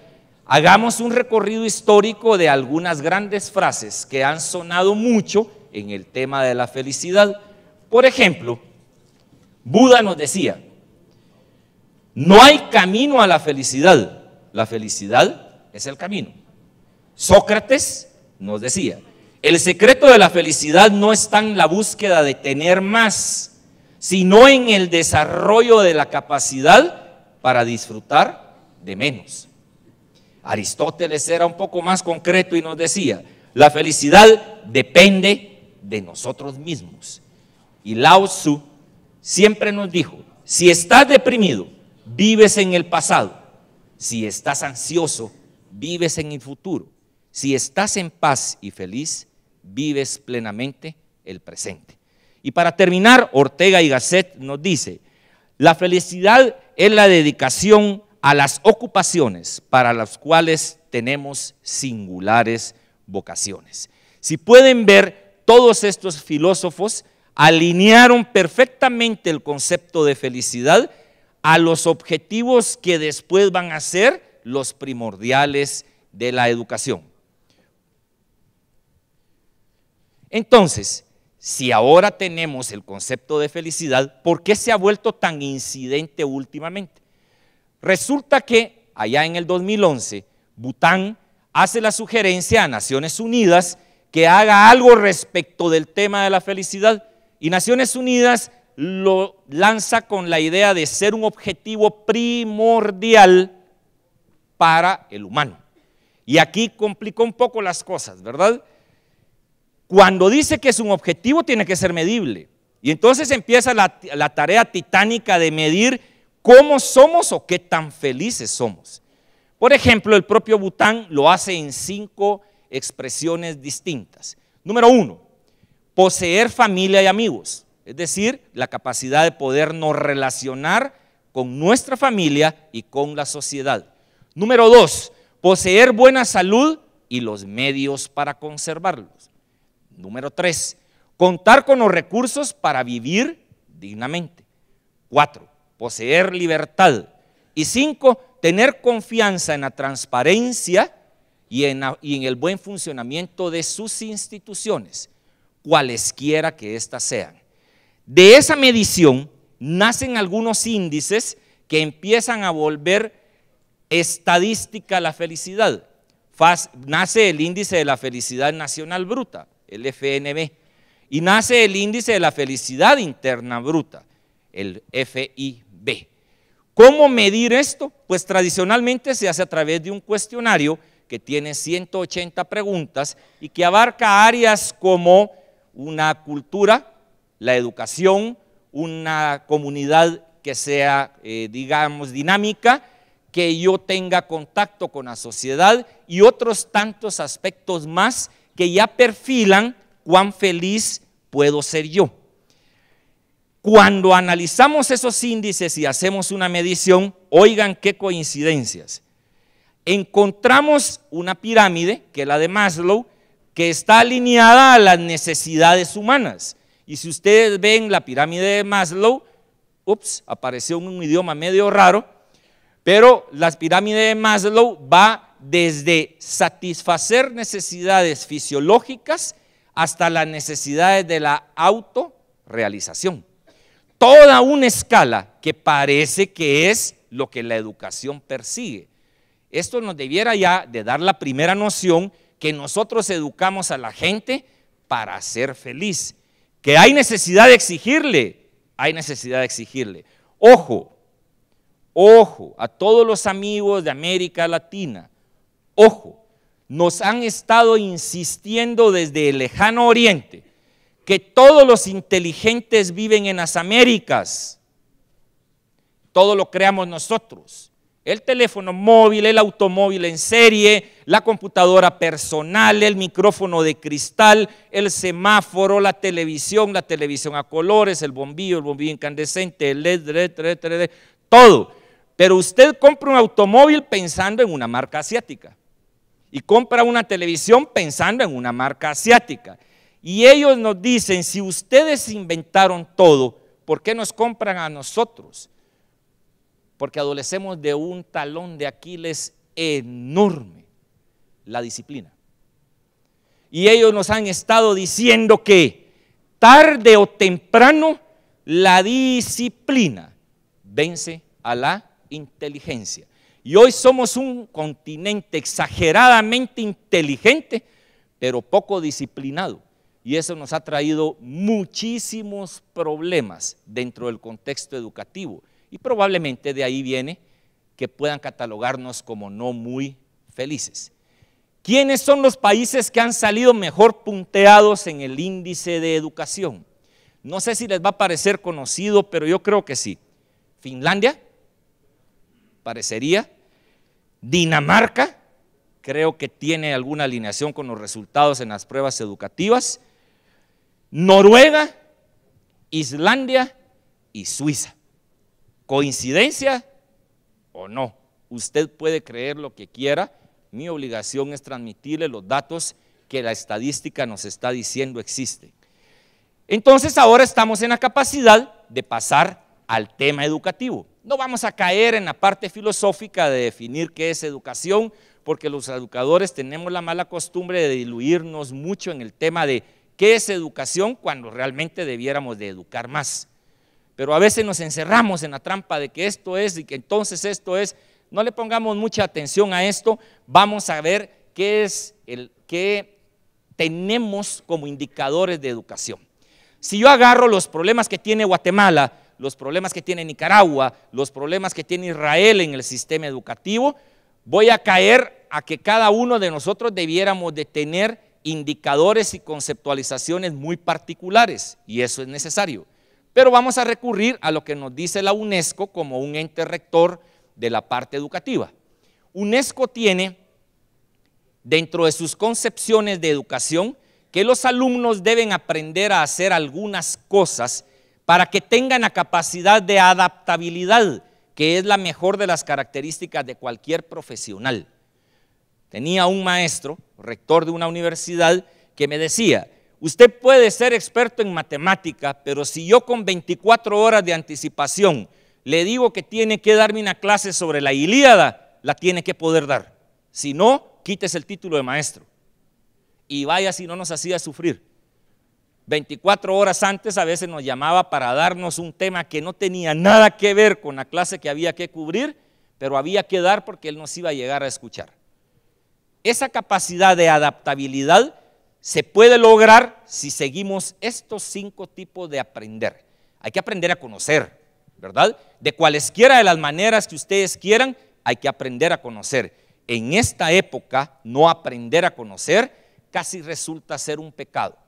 Porque si tenemos la capacidad de consultar Facebook, debiéramos tener la capacidad de consultar cualquier otra fuente en la era digital, ¿verdad? Ojo que la inmediatez nos está haciendo daño. Ojo que Facebook tiene cronómetros de medición muy especializados. Sabe que Latinoamérica es el medio más rápido para difundir un rumor, ¿verdad? Excepto que el rumor sea de ciencia. Excepto que el rumor sea de ciencia. Si nos dicen que Marte se va a ver del tamaño de la Luna, todo el mundo lo cree y lo difunde. Eso no es ciencia. Eso es anticiencia. Yo debiera de saber que eso no se puede lograr porque Marte tiene que dislocarse de su órbita y Iron Man está muy ocupado, ¿verdad? No lo va a hacer en este momento. Entonces debiéramos de saber eso, pero nos tienen perfectamente perfilados de que nuestra velocidad en la inmediatez de difundir un rumor es altísima. Así que cuando quieran dar una noticia, láncenla a Facebook a algún latinoamericano y se difunde, ¿verdad? Eso es cierto. Luego hay que aprender a hacer. Es una habilidad que hemos perdido. Miren, yo, José Moreno, soy maestro, sigo estudiando y juro que me ha ido perfectamente bien haciéndolo en mi vida. No puedo arrepentirme de, y si volviera a nacer, volvería a ser maestro y volvería a estudiar. ¿Cómo me convencieron? Me convencieron mis maestros. ¿Dónde perdimos el camino? Si es que se perdió, no sé. Lo que sí parece ser cierto es que el más común de los sentidos dejó de ser el sentido común. Y empezamos a adoptar estrategias no muy reales y algo equívocas con la intención de personalizar, de profundizar o de etiquetar el conocimiento. Pero hay que aprender a hacer. A mí me enseñaron en mi tercero básico a fundir zapatas. Me enseñaron en tercero básico a arreglar cortocircuitos. Me enseñaron en mi tercero básico a hacer planos. Y mi maestro era cruel, sí, muy cruel, pero me hizo extremadamente feliz porque puedo arreglar cosas. Probablemente estamos confundiendo los conceptos. No analicemos un estado de, sino analicemos la continuidad de estados. Hay que aprender a vivir juntos. Esa es una parte que nos cuesta mucho a los latinoamericanos, ¿verdad? Incluso nos sacan bromas muy feas en el Facebook de que parecemos cangrejos, de que cada vez que alguien se supera lo tratamos de jalar y que venga al fondo con nosotros, cosas por el estilo. Hay que aprender a ser. Usted tiene que estar convencido de quién es. No es coincidencia que viva cerca de una estrella G2 a 150 millones de kilómetros en el planeta que ocupa la zona habitable. Pudo haber nacido en otro y muerto en otro inmediatamente. Tiene que saber quién es y tiene que aprender a emprender y transformar. Si eso es cierto, entonces, ahora, ¿qué hace UNESCO para que la educación logre llegar a todos lados? Lo ha metido en diferentes listados de objetivos y el último es el objetivo número 4 de los objetivos de desarrollo. Hay que dar educación de calidad. Y aquí viene el tema de calidad educativa. ¿Qué es para la UNESCO la calidad educativa? La pertinencia, la relevancia, la eficiencia, la eficacia y la equidad. Eso es para UNESCO. Yo me voy a permitir presentarles qué es para el Ministerio de Educación. Por favor. Para el Ministerio de Educación en Guatemala actualmente la calidad educativa es un contexto que tiene que ver con el entorno social, cultural y político. Tiene que ser dinámico, que tiene 5 dimensiones: los estudiantes, el entorno, el contenido, los procesos y los resultados. Todo esto perfectamente alineado por 2 actores importantísimos que parecen ser especie en extinción: los directores de establecimientos y los docentes. Eso es lo que dice la calidad educativa. Si ustedes hacen una correlación entre qué significa ser feliz y qué significa tener calidad educativa, parecería ser que una es la herramienta para conseguir de forma sostenible la otra. Se han cometido excesos, definitivamente. El hombre es un animal pendular. Le fascina estar en los extremos y no buscar el justo equilibrio. Le fascina radicalizar la idea de felicidad, desgastando cualesquiera de los otros conceptos, y le fascina radicalizar el concepto de educación, radicalizando cualquiera de los conceptos. Y debiéramos de tener un equilibrio porque educamos para ser felices. Educamos para que nuestros niños se desenvuelvan con la mejor de las felicidades. ¿Hay diferencia entonces? Yo creo que no. Cada vez que tengo la oportunidad de saludar a un alumno, puede que haya tenido su cuota de exigencia, pero yo lo noto extremadamente feliz por el desarrollo, el éxito y la autorrealización que tiene. Puede tener alguna falencia que no es producto de la educación. Puede tener algunos otros déficits que no son producto de la educación. Pero la educación sigue siendo el vehículo más robusto, más rápido y más certero para el desarrollo sostenible. No se trata de llenar un cerebro, se trata de avivar el espíritu y de despertar el agente de cambio que todos tenemos dentro. Si cumplimos los fines de la educación con calidad, vamos a lograr estudiantes felices. Si somos felices, logramos la realización de las metas personales y de las metas nacionales y mundiales. No dejemos de estudiar. Invito a los gobiernos, a las instituciones, a los maestros y a los padres de familia que, ojo con lo que voy a decir, en algunas ocasiones se han convertido en un freno enorme para la educación. Vean un video en donde hay una parodia de cómo despiden a una maestra porque él califica mal una adición que hace de 2 más 2 es 4 y el niño contesta que es 22. Y la despiden porque radicalizamos tanto el tema que ya no nos dejamos enseñar, que ya no queremos aprender. Esta tarea es linda, esta tarea es la mejor que hay, lo tenemos que hacer de la mejor manera. Escenarios como Cumipaz, que tienen diferentes esferas de actuación y que le dan importancia al sistema educativo, es por algo. Pero esto no es una responsabilidad delegable, es responsabilidad de todos. Y aquí voy al tema de la responsabilidad en la educación. Usted puede hacerse responsable de las cosas que dañó. Si usted rompe una copa, si rompe un plato, si rompe la cámara, es responsable de pagarlo. Pero ¿dónde radica el éxito de una sociedad? Si aprendemos a través del sistema educativo que somos responsables aún de aquellas cosas que no tenemos la culpa. Probablemente yo, maestro, no tengo la culpa de la situación de cada uno de mis alumnos, pero es mi responsabilidad a través de la educación que él mejore esas condiciones y sea feliz. Probablemente no sea responsable del descalabro de Latinoamérica, pero es mi responsabilidad que a través de la educación cada vez tengamos una Latinoamérica mejor. Los invito a seguir enseñando. Gracias por seguirnos poniendo atención aún a esta hora y después de almuerzo. Estoy seguro que los docentes que están acá hacen una excelente labor y los invito a que la mejoren. En educación nunca hay un bueno, siempre hay un por qué mejorar. Muchas gracias, bendiciones, bienvenidos a Guatemala.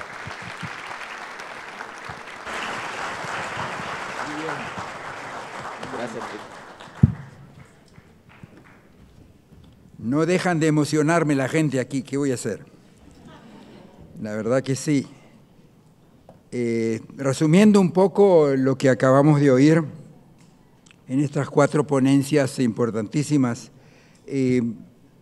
más que todo estuvieron de acuerdo en la importancia del estudiante. ¿Ok? Estuvimos hablando con el primer disertante, el doctor Francisco Jiménez. Estaba hablando de los derechos humanos, obviamente, pero también de la felicidad del ser humano y que tiene que ver, al fin y al cabo, del estudiante que tenemos en manos. Tratando de analizar muy bien los elementos de paz, las diferentes etapas y las diferentes posibilidades de tener paz de todo tipo, manejando esa novedad de paz neutra, muy interesante. Tengo que leer mucho de eso porque la verdad que me interesa de sobremanera el análisis que hizo con esos elementos de tomar la paz en diferentes aspectos, llegando al fin y al cabo a los derechos humanos, obviamente. Inclusive riéndose un poco de los tipos de manejos de estados, tanto gloriosos con nuestros estados, utilizamos elementos bonitos de palabras tipo el país de la eterna primavera, etcétera, y entendiendo de que no vale la pena demasiado exagerar y que hay que estar en la realidad, elevando la gran idea de manejar un mapa conceptual del cual pueda derivar, que a propósito como antropólogo le era muy importante aquello. Otro elemento interesante teníamos de parte del doctor Santiago Castella, que estaba hablando, el miedo, ¿verdad? El miedo de dos lados. Por un lado, el miedo inicial de lo que estaba ocurriendo, de aquel fantasma que está recorriendo el mundo, imagínense, y el fantasma dibujado con diferentes cosas que ocurren en este mundo moderno, antiguo también. Menciono a los abuelos, ¿ok?, con sus modos de manejarse en este mundo.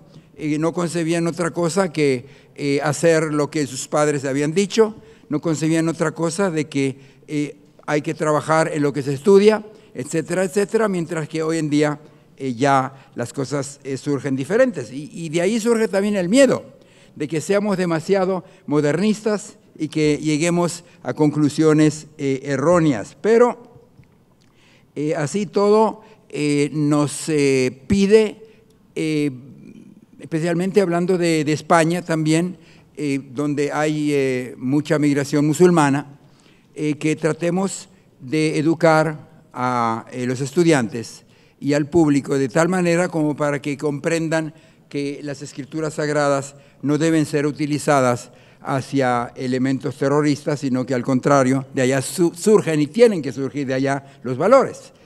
¿Qué más valores podemos encontrar en otro lugar que no sea las escrituras sagradas? Así que hay que tomar en cuenta todo eso, y para que no surja el miedo hay que renovarnos y así todo lograr quedarnos en nuestro propio juicio.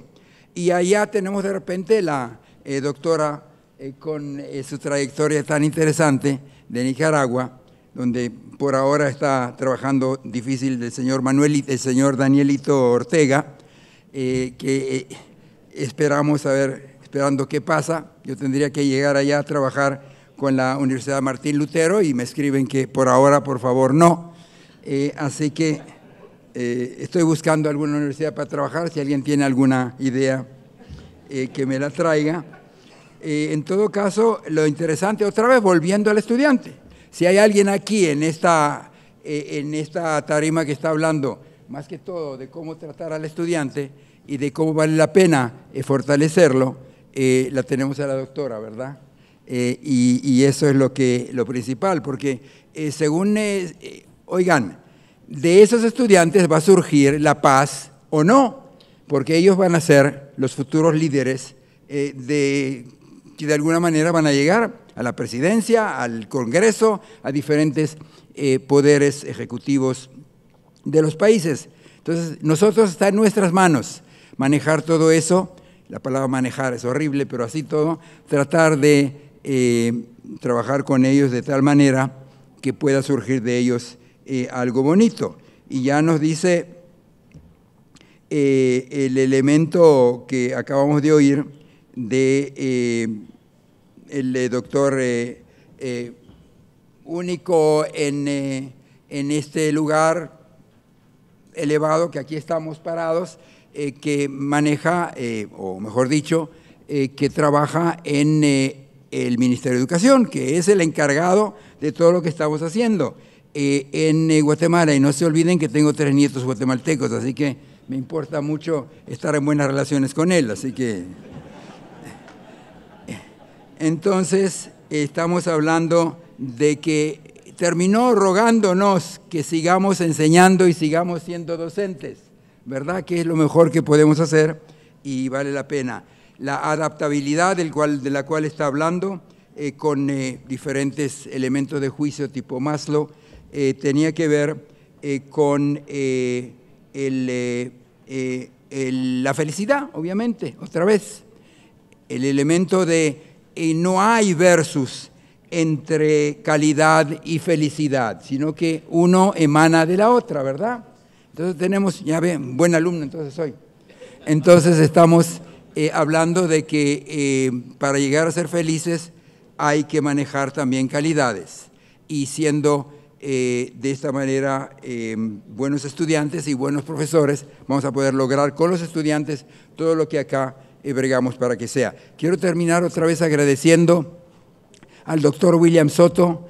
La directora general le pasa saludos nuestros fervientes, con mucha voluntad de salud.